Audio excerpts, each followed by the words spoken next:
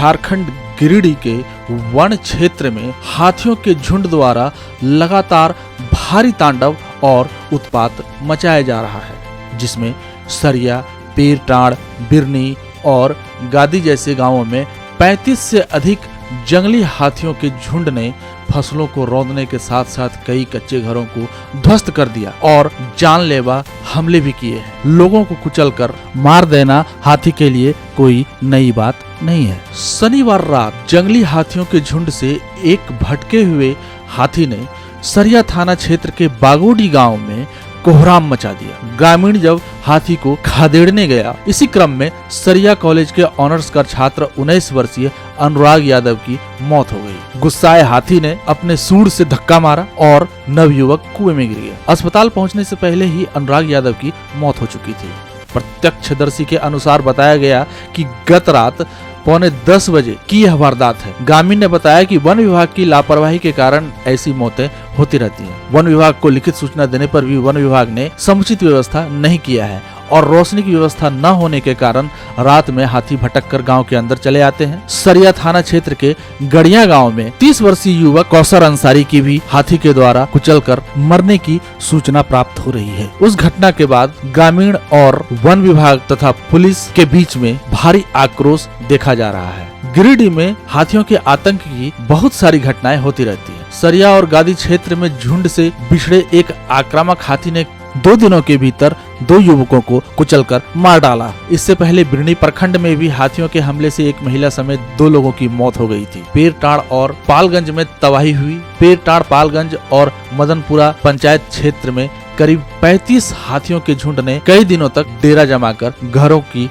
दीवारें तोड़ी और अनाज व घरेलू सामान को नष्ट किया। वन विभाग की कार्रवाई होती है मगर सफलता हासिल नहीं होती। हाथियों के इस तांडव को रोकने के लिए वन विभाग की टीम ने ड्रोन का इस्तेमाल करके झुंड को खदेड़ा, जिसके बाद ये हाथी धनबाद टुंडी तोपचांची के जंगल में प्रवेश कर गए। ग्रामीणों की सुरक्षा और सतर्कता के लिए रात में पहरा देना अनिवार्य हो गया है। हाथी कभी रिहायशी इलाकों में घुस जाते हैं, इसलिए ग्रामीण रात भर जगकर पहरा देने को मजबूर है। वन विभाग के अधिकारियों द्वारा अपील की गई है कि वे रात के समय सतर्क रहें, अकेले या अनावश्यक रूप से घर से बाहर न निकलें और विभाग द्वारा जारी दिशा निर्देशों का सख्ती से पालन करें। गिरिडीह क्षेत्र हाथियों का तांडव, ह्यूमन एलिफेंट कॉन्फ्लिक्ट एक गंभीर समस्या बन चुका है। पीरटांड़, सरिया, बिरनी और गादी जैसे इलाकों में हाथियों का झुंड अक्सर गांव में घुसकर फसलों को नष्ट कर देता है और लोगों पर हमला कर देता है। हाथियों के रिहायशी इलाके में आने के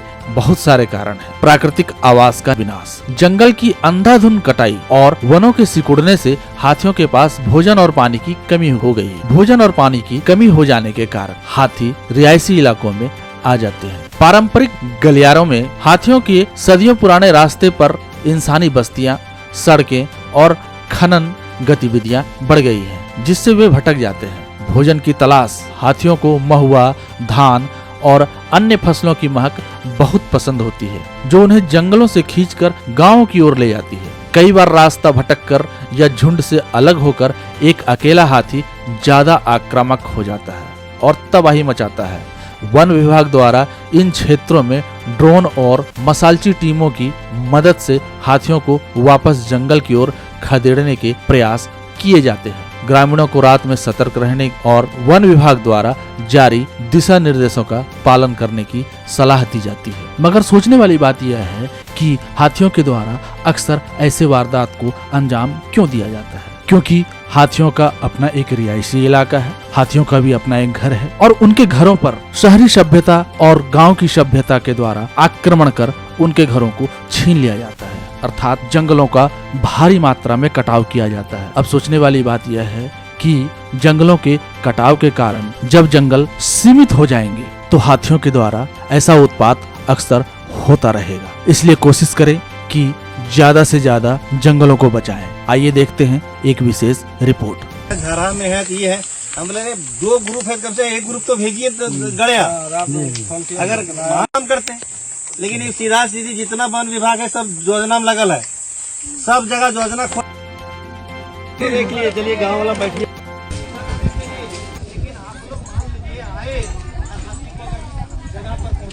ऐसे गए वहाँ और यहीं खड़ा है बरिया के पास, और उधर से हथिया दौड़ के आया, वो गया था, वो कनिया का खड़ा रहा था, उधर सोचा कि लेके आएंगे, और हम लोग सब यहीं खड़ा है, यहीं लकड़ी छोड़ रहा है, देखिए सब हम लोग यहीं हैं, और उतना दूर से दौड़ते दौड़ते दौड़ गया हथिया, यह बच गया एकदम पूरा, उधर भाग गया, हम इधर भाग गए, दौड़ा और बस तुरंत एकदम घूमच के बस वहीं एकदम पूरा एकदम तुरंत हम सोचे कि जान बचेगा, हट बैंक किया। बता पाएंगे अरे क्या बोल रहा था रात में बोला कि आपको मरा देगा, फिर भी हम लोग नहीं आएंगे यहाँ। वन विभाग वाला? वन विभाग वाला, ठीक है, आप लोग का कोई मतलब नहीं है, हम यहाँ आइबेन करें, ध्यान से फोन कर रहे हैं, बोले नहीं जाएंगे। वन विभाग वाला हाँ, यही बात, ऐसा ही बात बोला है। उसका नाम की करे नमो देर की का नंबर है, रात बोलने से करने वाला सही बोला तो ओकर नामो बोल देवे हम। सोमनाथ ना, सोमनाथ गोरे नारी है, अरे वो नाटे ताफे बोला नहीं आएंगे यहाँ, ठीक है, यहाँ आके ऐसा बोल रहा था, और अभी आया है यहाँ ऐसी भाषण करने लिए, अब ध्यान से फोन कर रहे हैं, हाथी आ गया है, पकड़ा से फोन कर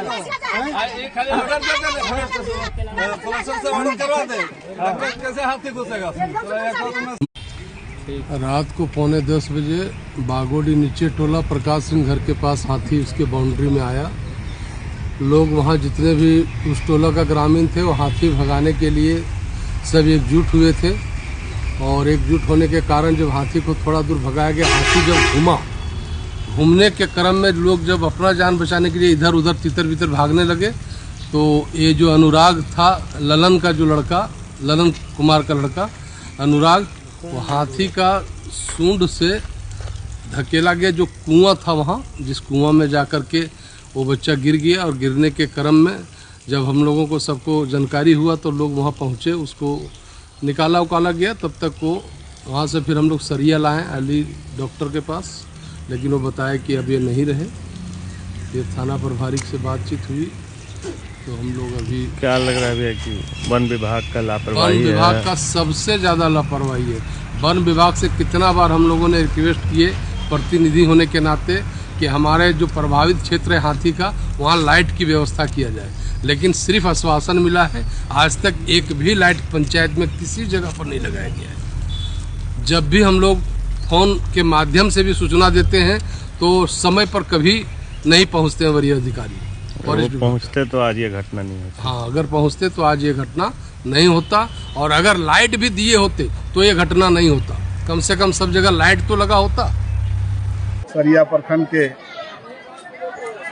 पावापुर बगल में एक गड़ैया जगह है जो एकदम जंगल के बीचों बीच पड़ता है, और लगभग सुबह 11 बजे घर के बगल में बांस काटने के लिए गया, वहाँ हाथी ने उसे कुचलकर मार दिया, और मृतक का नाम कौसर अंसारी है, लगभग 30-32 साल का उम्र है, और 2 छोटे छोटे बच्चे हैं।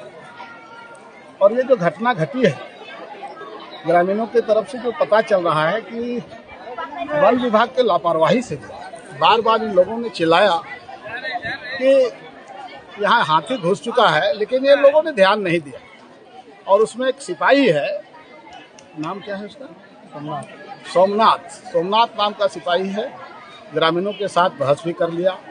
अगर तत्परता दिखाता तो लगता है एक जिंदगी बच जाती। ये गरीब का छोटे छोटे बच्चे जो अनाथ हो गए, आज कम से कम अनाथ होने से बच जाता।